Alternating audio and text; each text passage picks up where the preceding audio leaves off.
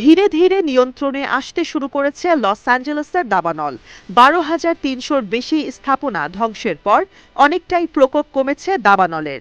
এতে ক্ষতিগ্রস্ত বাসিন্দারা ঘুরে দাঁড়ানোর কথা ভাবছেন। আর এই উদ্যোগে বিভিন্নভাবে পাশে দাঁড়িয়েছে সরকার, ব্যবসায়ী ও তারকা থেকে সর্বস্তরের মার্কিনরা।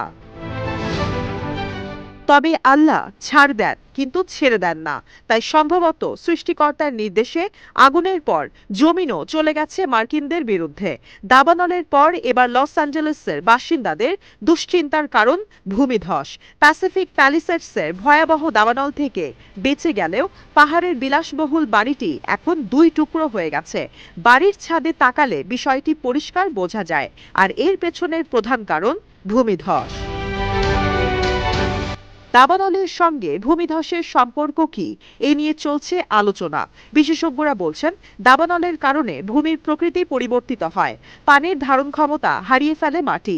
এক্ষেত্রে বৃষ্টি হলে ভূমিধসের সংখ্যা বেড়ে যায় কয়েক গুণ। ২০১৮ সালে ভেঞ্চুরা ও সান্তা বারবারা কাউন্টিতে এমন চিত্র দেখা গেছে। সে সময় ২,৮০,০০০ একর এলাকা পুড়ে যাবার কয়েকদিনের মধ্যে শুরু হয় ভারী বৃষ্টি। এতে চোখের পলকে ভেঙে যায় শতাধিক বাড়ি।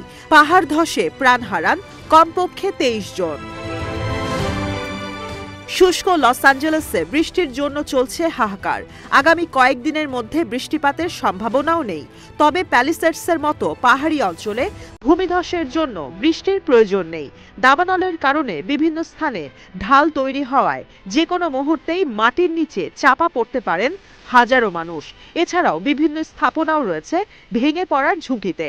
বৃষ্টি এলে দাবানল যেমন নিয়ন্ত্রণে আনা সম্ভব হবে, ঠিক তেমনি হাজারো মানুষের জানমালও পড়বে হুমকির মুখে। অন্যদিকে বৃষ্টি না এলে সান্তা অ্যানা ঝড়ো হওয়ার প্রভাবে চলতি সপ্তাহে আশপাশের এলাকায় দাবানল ছড়িয়ে পড়ার শঙ্কাও রয়েছে। লস অ্যাঞ্জেলেসের এমন কয়েক হাজার বাড়ি পর্যবেক্ষণ করছেন ভূতাত্ত্বিকরা। তাদের সঙ্গে দুর্ঘটনা কবলিত অঞ্চলে কাজ করছে দমকল বাহিনী। এলএএফডির ক্যাপ্টেন এরিক স্কট সাংবাদিকদের জানান, তারা ছোট থেকে ছোট বিষয় পর্যবেক্ষণ করছেন। দাবানলের পর ভূপ্রকৃতির ধরন বুঝতে কাজ চলছে।